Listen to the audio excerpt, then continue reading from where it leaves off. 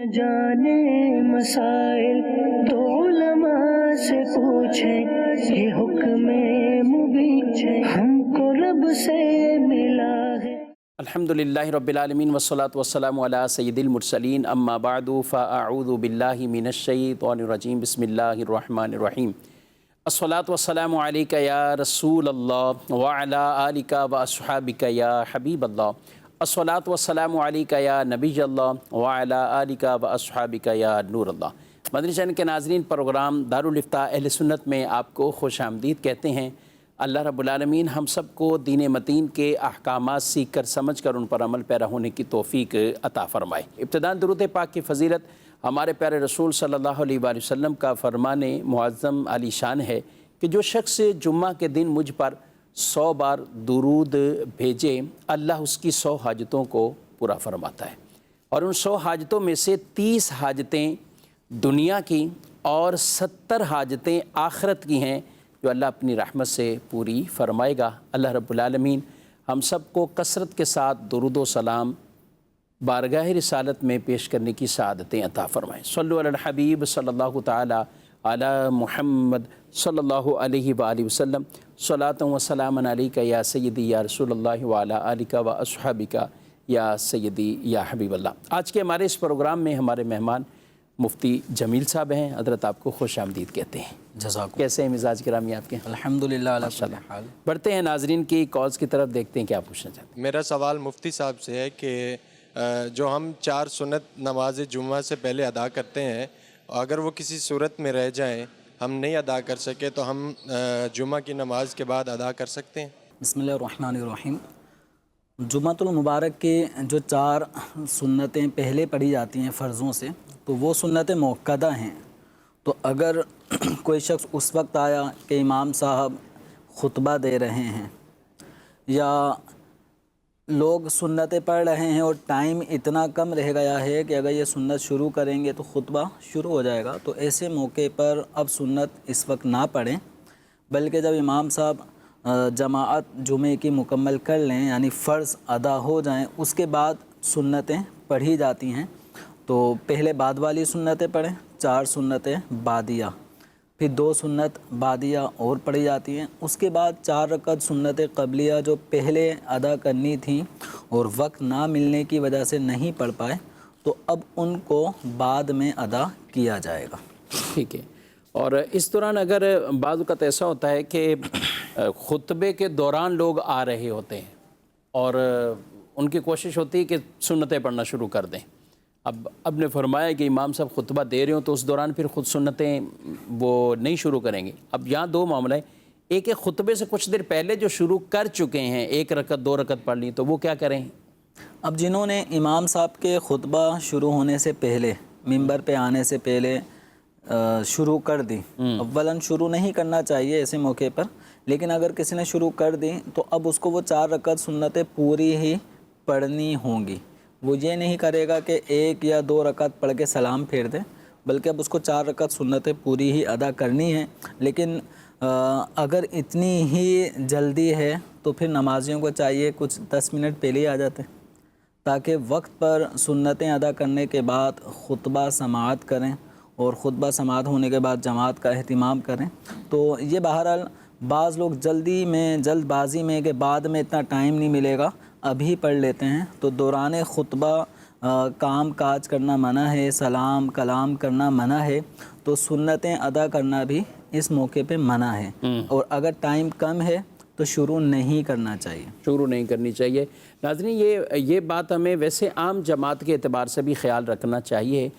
بس اوقات جمیل صاحب عام نماز کے اندر بھی، جیسے عصر کی نماز ہے یا عشاء کی نماز ہے، اچھا ظہر کی نماز میں تو اس میں بھی ٹائم ایسا ہی ہوتا ہے، بعض اوقات کے پتہ ہوتا ہے کہ 1 منٹ 1.5 منٹ رہ گیا، 4 سنتیں نہیں پڑھی جائیں گی۔ اچھا اس میں بعض اوقات پھر بیچ میں کھڑے ہو کر اپنی سنتیں پڑھ رہے ہیں، تو وہ ایک قطع صف کا معاملہ آتا ہے، اور اس دوران کیا کرنا چاہیے؟ آج فجر کی نماز میں بھی چلیں وہ آپشن موجود ہے کہ جب تک جماعت میں اس کو ملنے کا گمان ہے تو وہ اپنی سنتیں پڑھے، لیکن وہ کیا اسی صف میں پڑھے گا یا پیچھے ہٹ کے پڑھے گا؟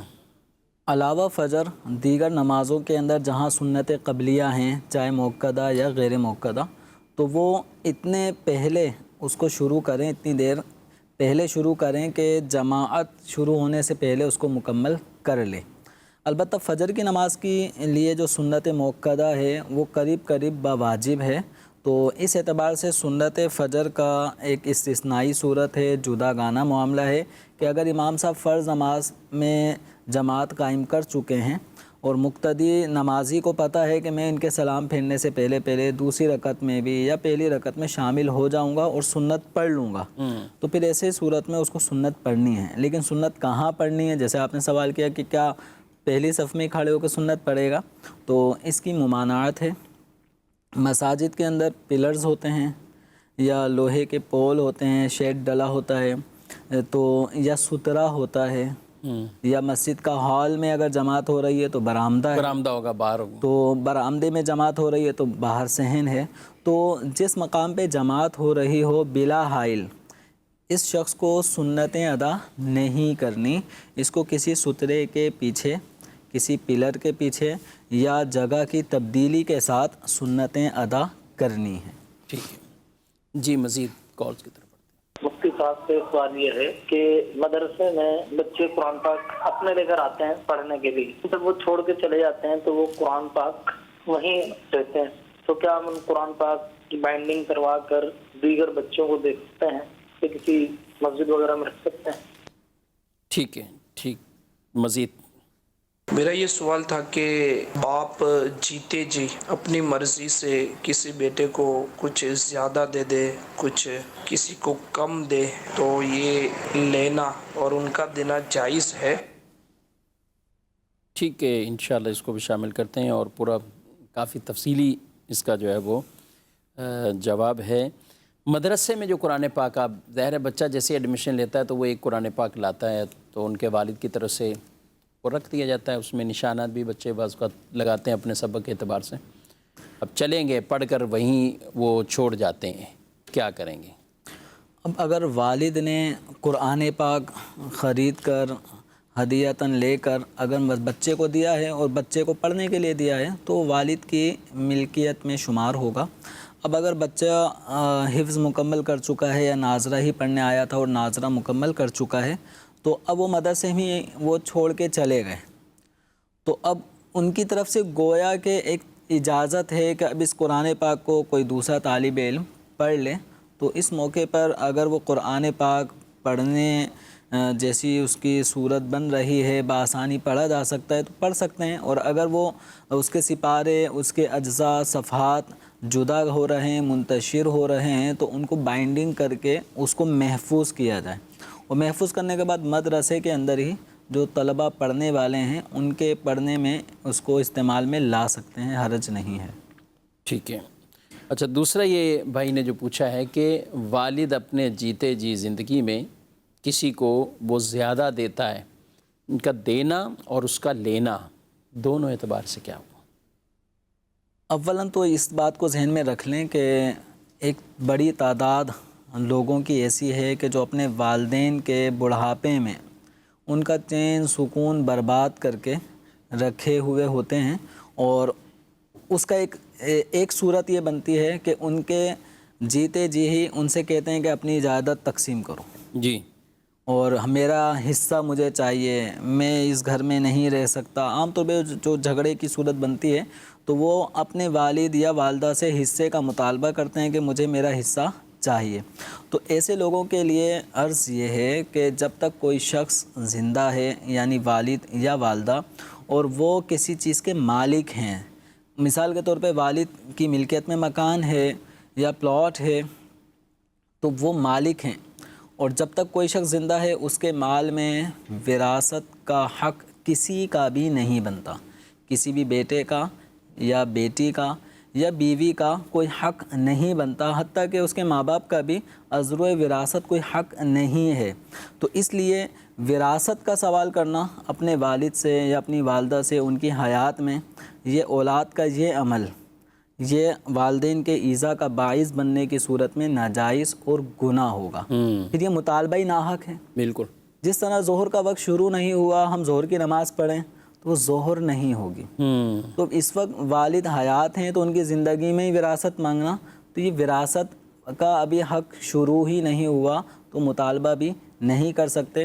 اور کسی بھی والد سے جب مطالبہ کیا جائے گا مجھے وراثت کا حصہ چاہیے تو لازمی بات ہے یہ مطالبہ والد کو اچھا نہیں لگے گا. ٹھیک ہے کہ ان کی جیتے جی ان کی املاک کو منتشر کیا جا رہا ہے, بکھیرا جا رہا ہے, تقسیم کروایا جا رہا ہے. اور کوئی ایسے بعض افراد کم ہیں کہ جو اپنی خوشی سے کہ بعد میں کہیں میری اولاد میں جھگڑا ہو, فساد ہو یا آپس میں تنازع میں رہیں اور چھینا جھپٹی ہوتی رہے, کوئی قابض ہو جائے, دوسروں کو محروم کر دے. تو بعض والدین ایسے بھی آئے ہیں دارالفتہ اہل سنت میں, آتے رہتے ہیں کہ ہم اپنی خوشی سے اپنی. اب یا بعض اوقات ایسا بھی ہوتا ہے نا, ایک ہے تقاضا جسے کہیں کہ لڑائی والا تقاضا, زبردستی والا, جو دل آزاری تک پہنچتا ہے. ایک ہے کہ والد صاحب کے ساتھ ہی اگر اولاد بیٹھتی ہے, کچھ اس پہ بات چیت ہوتی ہے کہ آپ کے سامنے اگر ایسا ہو جائے اور والد صاحب بھی راضی خوشی اسے قبول کرتے ہیں. اور پھر ہم نے ایسے والد باقاعدہ دیکھے ہیں جو آتے ہیں کہ ہمیں شریعت کا کیا حکم اس والے مانتے ہیں. تو جہاں دل آزاری نہیں ہے, اس طرح کے ناحق تقاضے نہیں ہیں اور والد خود سے کرنا چاہ رہا ہے تو اس کا حکم کیا ہے. اور یہ جو بھائی ہمارے کہہ رہے ہیں کہ اب والد اپنی مرضی سے زیادہ کسی کو دے رہے ہیں, تو اب یہ ہے کہ اگر کوئی شخص اپنی خوشی سے اپنی جائیداد تقسیم کرنا چاہتا ہے اپنی اولاد کے درمیان تو بلا شبہ یہ عمل جائز ہے.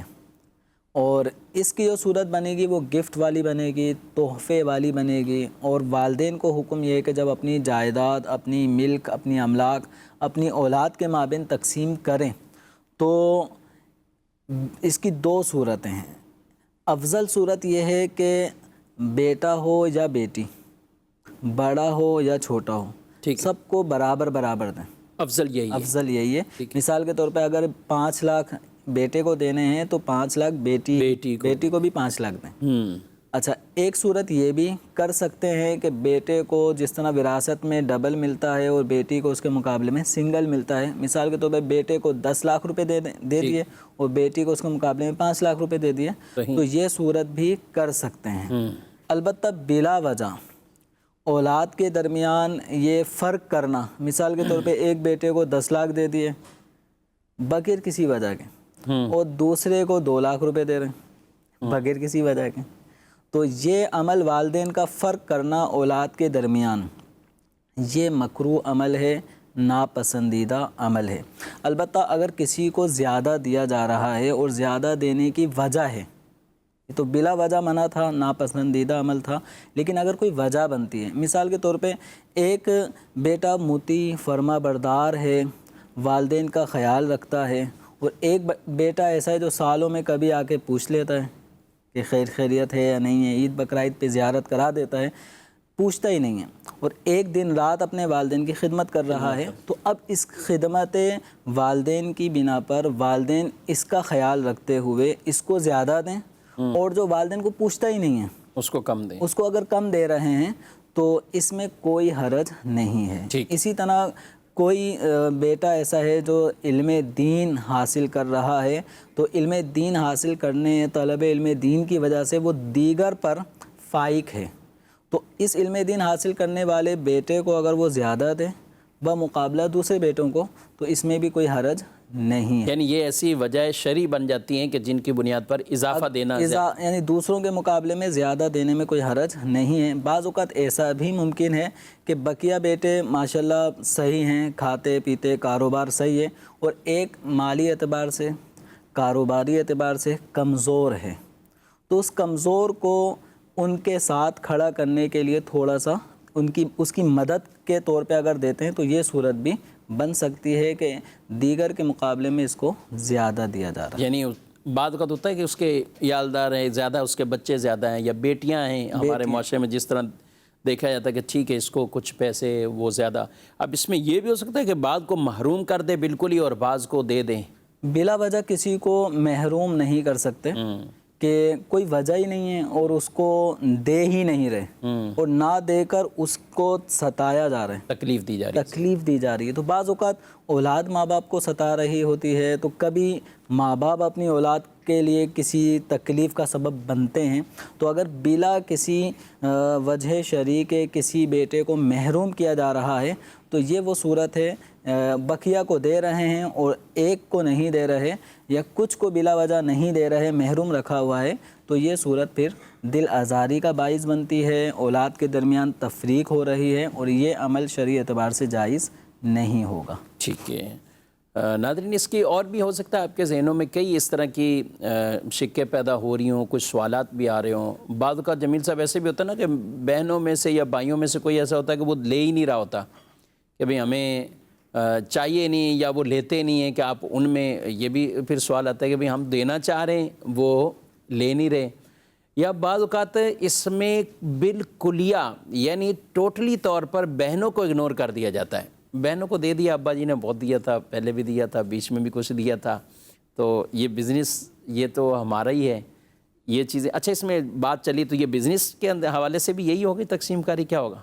والد کا جو مکان ہے، پلاٹ ہے، ان کے گھر کا ساز و سامان ہے، اسی طرح جو ان کا بزنس کاروبار ہے، تو یہ ساری چیزیں ہیں۔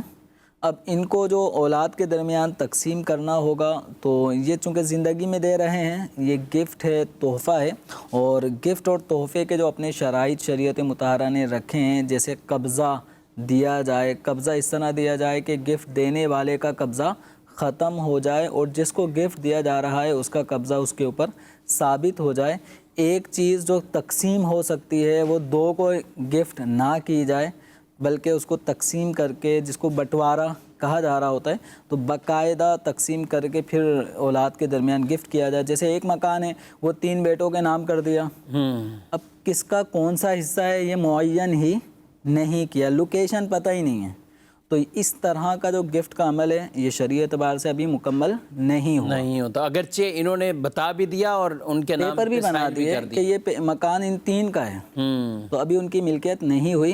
ملکیت ثابت ہونے کے لیے ضروری ہے کہ وہ مکان اگر 2 حصوں میں تقسیم ہو سکتا ہے تو اس کو دائیں بائیں اس طرح تعین کریں کہ یہ والا آدھا حصہ اس کا ہے اور یہ والا آدھا حصہ اس کا ہے۔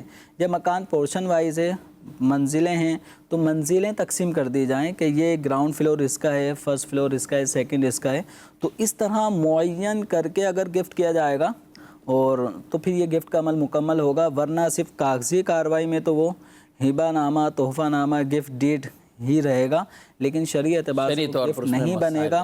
پھر والد کے انتقال کی صورت میں جن کے نام وہ پیپر بن چکا تھا وہ سمجھتے ہیں تو ہمارا ہو گیا تھا، حالانکہ جیتے جی جب گفٹ کا عمل مکمل نہ ہوا تو وہ والد کی ملکیت پہ باقی رہتا ہے، اور جب والد کا انتقال ہو گیا تو وہ گفٹ کیا ہوا برائے نام گفٹ کیا ہوا مکان یا پلاٹ وہ پھر وراثت بن جاتا ہے۔ وراثت۔ اور جمیل صاحب یہ مسئلہ کتنی مشکل سے سمجھانا ہوتا ہے، جب وہ بندہ آ کے دارالفتہ میں آتا ہے، ہم اس کو بولتے ہیں کہ یہ تمہارا نہیں ہوا، وہ کہتے ہیں کیسے نہیں ہوا بھائی، یہ کاغذات آپ دیکھ لیں، ان سے پوچھ لیں، سب بہن بھائی۔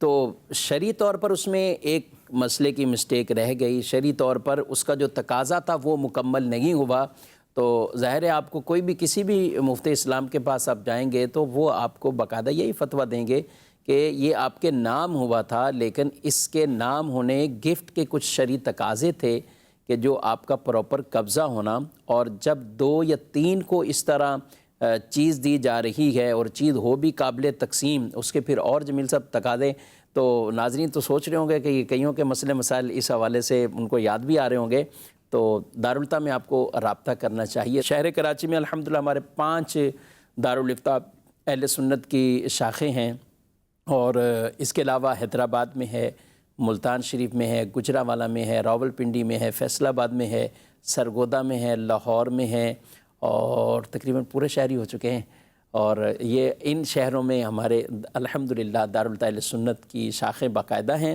اللہ اس میں اور برکت عطا فرمائے، افراد کی اور کثرت عطا فرمائے، تو پاکستان کے بڑے بڑے شہروں کے اندر انشاءاللہ دارالفتہ اہل سنت کا جو قیام ہے یہ بالکل ترجیحی صورت میں، اور یہ دارالفتہ اہل سنت کی پلاننگ میں باقاعدہ یہ شامل ہے۔ اللہ اس میں برکتیں عطا فرمائے، تو آپ اس حوالے سے ضرور وہاں جا کر رہنمائی حاصل کر سکتے ہیں۔ جی مزید کال۔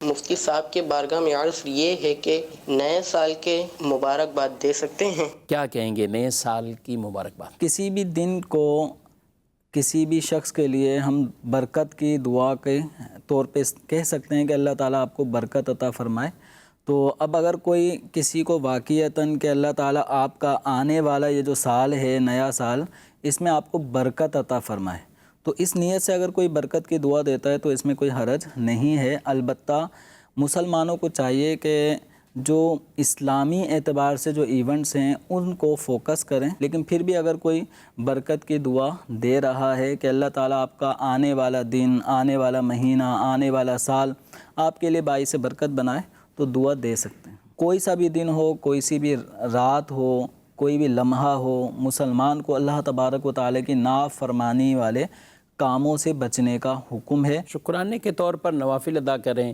الحمدللہ مدنی چینل پر سالہ سال سے اس طرح کے معاملات ہوتے ہیں، بطور خاص نشریات، الگ سے نشریات کا اعلان کیا جاتا ہے، اور نوافل وہ بھی دکھائے جاتے ہیں، پڑھے جاتے ہیں۔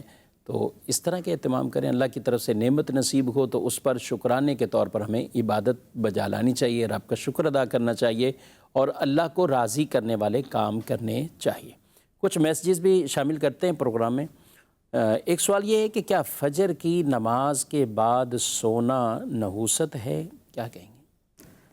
فجر کی نماز کے بعد یا فجر کے وقت میں سوئے رہنے سے برکت اٹھ جاتی ہے۔ فجر کے وقت میں؟ فجر کے وقت میں، جب تک نماز کا ٹائم ہے، جب تک نماز کا جو وقت ہے، طلوع آفتاب جب تک نہ ہو جائے، تو یہ جو ٹائم پیریڈ ہے، جو ایک بڑی تعداد ہے جن کو اس وقت میں بیدار ہونا نصیب ہی نہیں ہوتا، یعنی فجر کی نماز میں نہیں اٹھے، وہ یہ پورا وقت سوئے ہوئے گزار دیتے ہیں، یا بالفرض کوئی فجر پڑھ کے آیا بھی ہے تو اس کو بھی طلوع آفتاب تک جاگتے رہنا چاہیے، سونے سے گریز کرے کہ یہ وقت رزق میں برکت کا ہے، رزق کے دروازے کھلنے کا وقت ہوتا ہے۔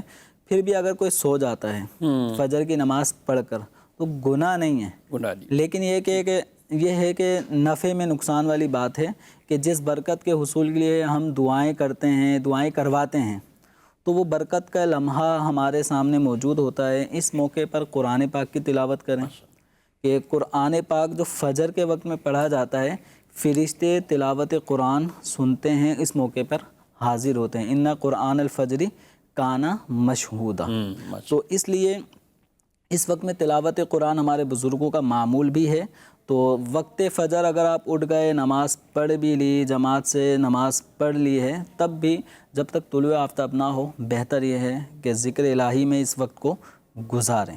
کوئی سو جاتا ہے تو گناہ نہیں ہے، لیکن جو فجر کی نماز جن کی قضا ہو جاتی ہے تو ان کا اس انداز سے سونا کہ فجر میں اٹھنا مشکل ہو جائے گا، تو اس پہ غور کرنا چاہیے، اپنے سونے کی ٹائمنگ سیٹ کرنی چاہیے، جلد سوئیں عشاء کی نماز ادا کرنے کے بعد، تاکہ فجر میں مکمل طور پر بیداری کے ساتھ ہم فجر کی جماعت حاصل کر سکیں۔ ٹھیک ہے۔ سوال یہ ہے کہ مفتی صاحب، اگر کسی کے ذمے قضا نمازیں ہوں اور وہ انہیں ادا کر لے تو صاحب ترتیب بن جاتا ہے؟ جس کے ذمہ جتنی نمازیں قضا تھیں وہ ساری اس نے ادا کر لیں، مثال کے طور پہ کئی سالوں تک نماز نہیں پڑھتا رہا، اب نماز کی توفیق ہوئی اور وہ ساری گزشتہ نمازیں اس نے ادا کر لی ہیں، اب ایک بھی نماز اس کے ذمہ باقی نہیں، وہ صاحب ترتیب بن گیا۔ ٹھیک ہے جی، مزید کچھ ویڈیو سوالات؟ سوال یہ ہے کہ قضا نمازیں پڑھنے کا کیا طریقہ، کہ زندگی کے بندے کی کوئی قضا نمازیں رہے گی، پتہ بھی نہیں ہے کتنی نمازیں قضا ہوئی ہے، کیا ہے، کیا طریقہ کار ہے، کیسے پڑھی جاتی ہے؟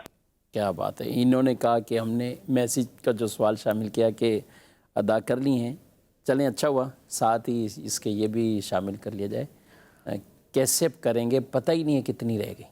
اس صورت میں آدمی کو غور کرنا چاہیے کہ وہ بالغ کب ہوا، تو بالغ ہونے کی جو مدت اس کو معلوم ہے اس سے لے کر اب تک یہ غور کرے کہ کتنی نمازیں اس نے پڑھی ہوں گی، کتنے عرصے سے اب نماز باقاعدہ شروع کر چکا ہے، اور بالغ ہونے کے بعد سے اب اتنے وقت تک کتنے سال کتنے مہینے ایسے گزر گئے کہ جس میں نمازیں نہیں پڑھی، تو اس کا پورا ایک احتساب کرنا پڑے گا، غور فکر کرنا پڑے گی، اس کے بعد پھر آپ کسی نتیجے پہ پہنچ پائیں گے کہ اتنی نمازیں ہیں۔ مثال کے طور پہ انگریزی اعتبار سے 365 دن کا ایک سال ہوتا ہے، تو اب آپ غور کریں کہ آپ کے بالغ ہونے کے بعد سے اب تک آپ کی عمر کتنی ہو چکی ہے. مثال کے طور پہ 25 سال ان کی عمر ہو چکی ہے اور کوئی 13 سال میں بالغ ہو چکا تھا, تو 13 سال اور 25 سال یہ تقریباً 12 سال بن گئے. تو 12 سال میں غور کریں کہ کتنی نمازیں پڑھی ہیں اور کتنی نمازیں نہیں پڑھیں. تو جتنی نمازیں نہیں پڑھی ان کا غور کریں کہ 365 دن کا ایک سال ہے, تو آپ کی زندگی میں 12 سال گزر گئے ہیں. ان 12 سال کو 365 سے ضرب دیں تو آپ کے سامنے ایام آ جائیں گے. اب غور کریں کہ کچھ لوگ ہوتے ہیں کبھی نماز پڑھتے ہیں کبھی نہیں پڑھتے. کوئی مغرب کی نماز باقاعدگی سے پڑھتا ہے, بقیہ نمازوں میں سستی کاہلی کرتا ہے, قضا کر دیتا ہے. تو جو نماز جتنی پڑھنے کا ظن غالب ہو جائے اتنی نمازوں کو سمجھیں کہ ادا ہو گئیں. جو رہ گئیں ان کا احتساب کریں. اور روزانہ کی جو قضاء عمری ہے اس کے اندر سنتیں نہیں پڑھی جاتی. قضاء عمری میں نوافل نہیں ہوتے, موقدہ غیر موقدہ سنتیں نہیں پڑھی جاتی. ان میں صرف فرائض اور وطر کی نماز پڑھی جاتی ہے. تو جو فرائض اور وطر ان کو اگر ہم شمار کرتے ہیں پانچوں نمازوں کے فرائض اور وطر کو, تو یہ ان کی تعداد بنتی ہے 20 رکعت ایک دن. تو ایک دن کی 20 رکعتیں ہوتی ہیں جن کو ہم نے قضاء عمری میں ادا کرنا ہوتا ہے. تو ایک چارٹ بنا لیں کہ روزانہ کے حساب سے 2-2 3-3 دن کی نمازیں قضا کرتے رہیں اور ٹک کرتے رہیں. تو اس سے انشاءاللہ فائدہ ہوگا اور جلد از جلد نماز جو قضاء عمری ہے وہ ادا ہو جائے گی. مزید امیر اہل سنت دامت برکاتہم العالیہ نے قضا نماز ادا کرنے کے طریقے کے حوالے سے رسالہ بھی تحریر فرمایا ہے جو نماز کے احکام میں بھی موجود ہے. تو اس کو بھی مطالعہ میں لائیں اور اس میں طریقہ بتایا گیا ہے کہ کس طرح قضاء عمری ہم جلدی جلدی ادا کر سکتے ہیں. ٹھیک ہے جی, مزید کچھ سوال شامل. مفتی صاحب سے میرا سوال یہ ہے کہ تعویذات اور عملیات سیکھنے کا شرعی حکم کیا ہے؟ تعویذات اور عملیات سیکھنے کا کیا کہیں گے؟ جائز مقاصد کے لیے تعویذات سیکھنا, عملیات سیکھنا. عملیات سے مراد نارمل یہ ہوتا ہے کہ جادو وغیرہ کے اثرات کا توڑ سیکھنا. تو جائز مقاصد کے لیے بالکل اس کا سیکھنے میں کوئی حرج نہیں ہے. اچھی نیتیں ہوں گی تو انشاءاللہ اجر و ثواب بھی ملے گا. ٹھیک ہے, کچھ میسیج بھی شامل کرتے ہیں. کہتے ہیں کہ ہم فیملی کے 5 ممبر ہیں اور 3 بھائی ہیں, 1 بہن ہے. مکان 62 لاکھ کا بک چکا ہے, تقسیم نہیں کیا, طریقہ کار کیا ہوتا ہے؟ ہم اس کے مطابق کر دیں گے. تو عرض کیا تھا ابھی کہ اس پراپر اس کا جو ہے وہ مسئلے کا حل وہ لینا چاہیے دارالمعارف اہل سنت سے تحریری طور پر, اور آپ کو انشاءاللہ وہ تقسیم بھی بتا دیں گے اور ساتھ ساتھ تحریری فتویٰ بھی دے دیں گے. لیکن ایک وربلی سوال ہے, تو کیا تقسیم کریں گے؟ کتنے بیٹے ہیں؟ 3 بیٹے ہیں اور 1 بیٹی ہے. والدین ایک 5 فیملی ممبر لکھے ہیں تو ایک والدہ ہوں گی, یہ ساتھ یعنی بیوہ ہوں گی اور والد صاحب کا وصال ہے یا 62 لاکھ روپے اماؤنٹ. 62 لاکھ روپے ہیں اس طریقے سے. اب دیکھیں بیوہ اگر یہ 5 افراد سے مراد یہ لے رہے ہیں کہ والد کا انتقال ہوا اور دادا دادی کا ان کے والد سے ہی پہلے ہی انتقال ہو گیا. اب والد نے وراثت کے اندر اپنی اہلیہ یعنی جو بیوہ ہو گئیں وہ اور 3 بیٹے اور 1 بیٹی, یعنی یہ 5 فیملی ممبر ہو گئے. تو جو بیوہ ہوتی ہے, مرنے والے شخص کی اولاد جب موجود ہو تو پھر بیوہ کا 8واں حصہ ہوتا ہے. تو اب یہ 62 لاکھ کو اگر ہم 8 حصوں میں ڈیوائڈ کریں تو اچھا کیش کی تقسیم کاری بھی کر رہے ہیں ماشاءاللہ. تو یہ 8واں حصہ جو بنے گا 62 لاکھ کا 7,75,000 روپے. ٹھیک ہے, یہ والدہ کا ان کی جو بیوہ ہیں ان کا حصہ بنے گا 7,75,000. اب یہ 7,75,000 کو جب ہم مائنس کر دیں گے تو اب یہ جو حصہ بچے گا بقیہ, تو بقیہ اماؤنٹ بچ رہی ہے 54,25,000 روپے. ٹھیک ہے. تو اب جو للذکر مثل حظ الانثیین, لڑکا 2 لڑکیوں کے برابر حصہ لیتا ہے. تو اب یہ 3 بیٹے اور 1 6 اور 1 7. تو اب یہ گویا 3 بیٹے 2 بیٹیوں کے برابر حصہ لیں گے تو 6 حصے بیٹوں میں چلے جائیں گے, اور ہر ایک بیٹے کو 2 حصے ملیں گے اور ایک جو حصہ ہے وہ بیٹی کو ملے گا. تو یہ 7 حصے بن رہے ہیں. تو اب جو بقیہ 54,25,000 ہے اس کو ہم 7 سے تقسیم کریں گے. ٹھیک ہے, اور تو مطابق بائی چانس یہاں پر آنسر وہی آ رہا ہے جو ان کی والدہ کا ہے چونکہ بقیہ حصے 7 تھے تو اس اعتبار سے ایک حصے کی ویلیو 7,75,000 روپے ہے. یہ ایک بیٹی کا حصہ ہے اور اس کو اگر ڈبل کر دیں گے 2 بیٹیوں کا حصہ تو یہ اماؤنٹ بن رہی ہے 15,50,000 روپے. 15 لاکھ.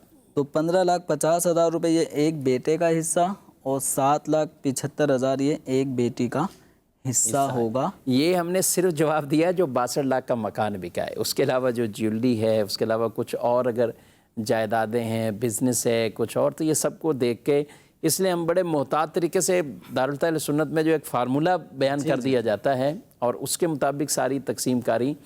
اب اگر والد صاحب کروڑوں میں بن جائے، بولے مفتی صاحب نے 7 لاکھ ہی بولا ہے، بیٹی کا 7 لاکھ. والد صاحب نے اگر قرضہ ان کے ذمے ہے تو سب سے پہلے قرض کی ادائیگی کی جائے. قرض کی ادائیگی. پھر انہوں نے یہ بھی جیسے عام طور پہ شامل ہی نہیں کرتے نا کہ والد کے والدین، والد اگر فوت ہوا ہے تو دادا دادی حیات ہیں یا ان کا وصال ہو چکا ہوا تو وہ کب وصال ہوا، تو کافی ڈیٹیل ہوتی ہے. اس کے حوالے سے آپ دارالفتہ سے ڈائریکٹ رابطہ کریں گے تو انشاءاللہ زیادہ آسانی ہو جائے گی. مزید کال.